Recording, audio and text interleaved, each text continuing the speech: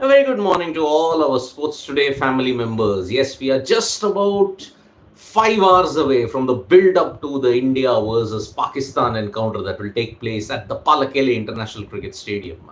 And remember, today's match is very, very important when you look at not just the Asia Cup, but in the overall World Cup preparation as well. Because remember, conditions in Sri Lanka might be a little similar to what you will get in India around October, November. Maybe much more flatter, but this match will be important for both teams. Remember, Pakistan's dominance, when you have to look at it over India, is kind of tempered by the fact that, okay, in the Asia Cup, India have held the edge 7-5. When you look at ODIs, the Asia Cup ODI situation is such that India hold a 7-5 edge.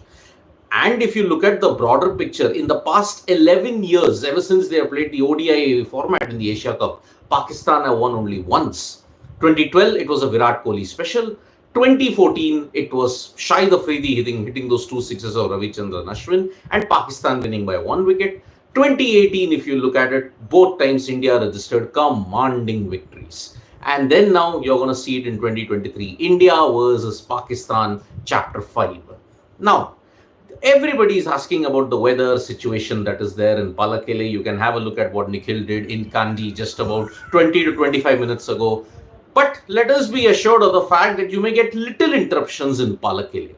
Even if it rains 90 to 95% in Pallekele, you will still, even if it rains 90 to 95% in Kandy, if I may add, in Pallekele, it has been only about, you will get very little interruptions because it's in a strange rain shadow area. So there was a detailed explanation that Nikhil did about the weather in Kandy. You can check that video out as well. So rain threat, as far as everyone is concerned, is there, but there will not be much of interruptions at all.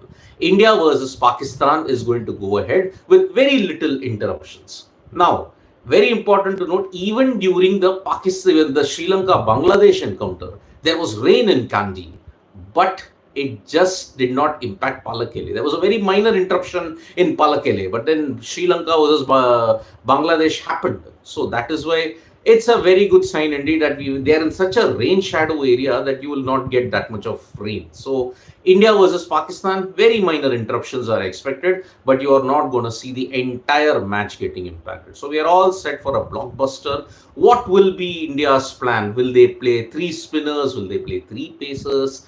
What is the situation? Where will Ishan Kishan bat? These are the two major pertinent points that's going to happen, because Ishan Kishan is going to play. There is no question about it. But three spinners or three pacers. Pakistan have picked their best bowling lineup that they have. It's Shaheen Afridi, he's fit, so he's going to be totally bang on and heading towards wanting to take some Indian wickets. Then you've got Naseem Shah, Haris Rauf. After that, you have Shadab Khan and Mohammad Nawaz. Iftikhar can chip in with a bit of off spin as well. In the Indian team, Bumrah is a certainty, Jadeja is a certainty, Kuldeep is a certainty. Now, amongst the other pacers, who are you going to get? Will it be Shardul Thakur or Akshar Patel? Will it be Mohammad Shami or Mohammad Siraj? That is the major question everybody will want to know, because Mohammad Shami or Mohammad Siraj, you may want to play either one of them today in this match. Maybe if you want to play all three, then you may not see too much of the number 8 situation at this time. So, Mohammad Shami, my man, I will just say, if you have to look at it, my playing 11 would be Rohit, Shubman, Virat, Shreyas Iyer, Ishan Kishan, Hardik Pandya, Ravindra Jadeja. You may want to pick Shardul Thakur. But who's the better batsman between Shardul Thakur and Akshar Patel? That is the situation. If you have Jadeja, you need not play Akshar. Shardul, if you play him, there is a batting depth and he also gives you wickets. So 8. Kuldeep Yadav at 9. And then you've got a choice between Siraj / Shami, and then you have Jasprit Bumrah. So that is a kind of a very different playing 11 that you're looking at this time when it's India versus Pakistan. Pakistan have already announced their playing 11 yesterday. There were no changes from the Nepal game as expected. In India, we will be wanting to know what will be at the toss time. So at toss, you will come to know what is our playing 11. India never has announced their playing 11 much in advance. except in Virat Kohli's time when they did announce the playing 11. So after all that years now, India will ensure that they make the team only at the toss. So India, they have got a problem as to how they can sort out the combination. There is a problem of plenty. Rohit Sharma had stated that all issues have been talked about. They now will have to implement it only during the match. So India versus Pakistan. Pakistan have won only once in this last 11 years when you look at the ODI format against India. Overall, India hold an edge in the Asia Cup. Most titles, the head-to-head also is very good. 7-5 in the ODI format, by the way. 6 titles in the ODI format. Pakistan have just gotten 2. On the other hand, if you look at the overall Asia Cup, 7 titles to India, 6 to Sri Lanka, and that is going to be a real big test today in Pallekele. So, as I had mentioned, rain is there in Kandy, not so much in Pallekele. So that is the situation. You are not going to see that much of interruptions. Maybe a brief interruption which will not delay play that significantly. It doesn't rain that heavily in Pallekele anyways. It's just a rain shadow area. So that is the situation that is there. Areas like Pallekele, Dambulla, those all will not be impacted that much of rain. So India versus Pakistan, the big build-up today. It all starts at 1:45 p.m. IST. The toss is at 2:30 and the match is at 3. Pray that the rain does not impact the toss, because we all know that there is a bit of rain, as Nikhil pointed out, a bit of rain expected at 1 p.m. So we hope that the rain does not impact the toss start. Let's see how it goes. But yes, rain, India, Pakistan, amidst all of that, there have been other cricketing actions taking place also. Australia yesterday put on a masterclass in demolishing South Africa. Mitchell Marsh leading from the front yet again with a splendid 75, 7 fours and 6 sixes. He is truly in the form of his life out there, Mitchell Marsh. And I think captaincy seems to have helped him in a big way. So Australia have taken an unassailable 2-0 lead in the series, chasing down 163 very easily against South Africa. But it is very important to note that this is a T20I series. The next big thing for Australia will be to overcome their rut in ODIs against South Africa. As I had said, 11 matches so far, Australia have lost 10 of them.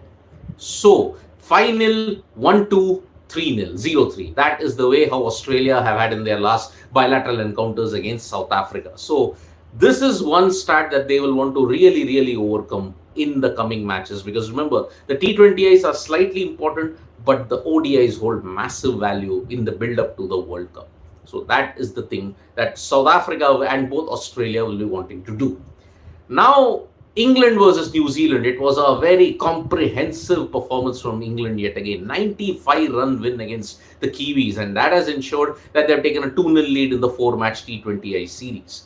Harry Brook yet again showing his class. I mean, everybody's asking, how can England drop Harry Brook? But remember, the preliminary squad has been announced. Brook can still make it by September 28th. So you can make changes in the squad until September 28th. After that, you will need the permission of the ICC technical committee. So Harry Brook in top form at this time, and he is truly one of the best when you have to look at it in the white ball format. He's been in tremendous form in the 100 and also in all the other situations. So let's see. David Malan also is a great white ball player. He had a 50 in the first game at Chester Street. Here he got out for a 0. That's how fortunes fluctuate at this time. But David Malan, I mean, he has earned a place, and that's why Harry Brook, whether he makes it or not, it will be very unlucky if he doesn't make it. But it's a big situation at this time. Now, New Zealand, what about them? They are now in big soup, because they are not peaking at the right time. They are 2-0 down in the 4-match T20I series. They have also got a 4-match ODI series coming up now. Then afterwards, there is a new captain that New Zealand have announced for the Bangladesh series. Yes, after the tour of England, New Zealand will play 3 ODIs against Bangladesh. And guess who's their new captain? It's Lockie Ferguson. Yes, Lockie Ferguson is going to be the new captain for New Zealand in the ODIs against Bangladesh, because Tom Latham is back in New Zealand for just to spend time with his family. Because it's been a very grueling couple of months. And remember, after September and in the World Cup, New Zealand players will want to spend some time with family. And that's why Tom Latham has gotten a break, and he will head back and spend some time with family. Then he will come to India for the ODI World Cup. So Lockie Ferguson is going to lead the New Zealand team, and it's a whole new look New Zealand team for the Bangladesh ODIs. Maybe they are not looking at preparation very, very seriously. It's a very, very odd team that has been picked here. So, Lockie Ferguson, the captain. Kane Williamson is trying to recover from his injury, and maybe he's got 2 weeks. If he doesn't recover in those 2 weeks, that's it.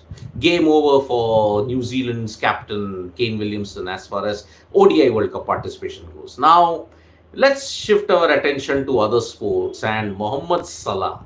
He was in the news recently because Al Ittihad wanted a 150 million pound transfer, and Liverpool rejected that 150 million transfer offer. So Al Ittihad had bidded 150 million for Mohammad Salah, but that did not happen, and that's why Liverpool still have Mohammad Salah. But remember, Saudi clubs are really making a beeline for it, and that is why now money power will really dominate in the world of football at this time.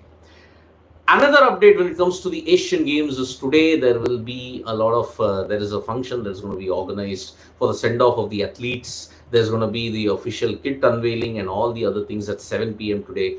But on the major Asian Games front, Belarusian and Russian athletes will not be allowed to participate in the Asian Games because of technical and logistical reasons. So, time is anyway running out for Paris Olympics qualification. Whether Russian and Belarusian athletes can go by the other route and participate in Paris, it remains to be seen. But remember, there is a blanket ban over Russian and Belarusian athletes' participation in sports because of Russia's invasion of Ukraine. So that's why a lot of questions. Belarus and Russian athletes will not be allowed to compete in the Asian Games because of technical reasons that the Olympic Council of Asia has just cited. So big blow for the Russian and Belarusian athletes at this time. Now, that is the situation in the world of sports, and today it's India versus Pakistan. Nothing can get bigger than this. Will India extend their dominance over Pakistan, or will it be Pakistan ending nearly 9 years of pain, a near decade of pain against India when you have to look at the ODI format of the Asia Cup? Rain, as I mentioned and even Nikhil mentioned, no chance of that in the near future. Now, you may get slight interruptions, but not big enough to ensure that the game is called off. Thank you so much, folks, for joining us for this live. We'll be back with more updates on sports today. Tap that bell icon so that when we go live, and don't forget we are on Facebook, Twitter, and Instagram as well. Bye-bye.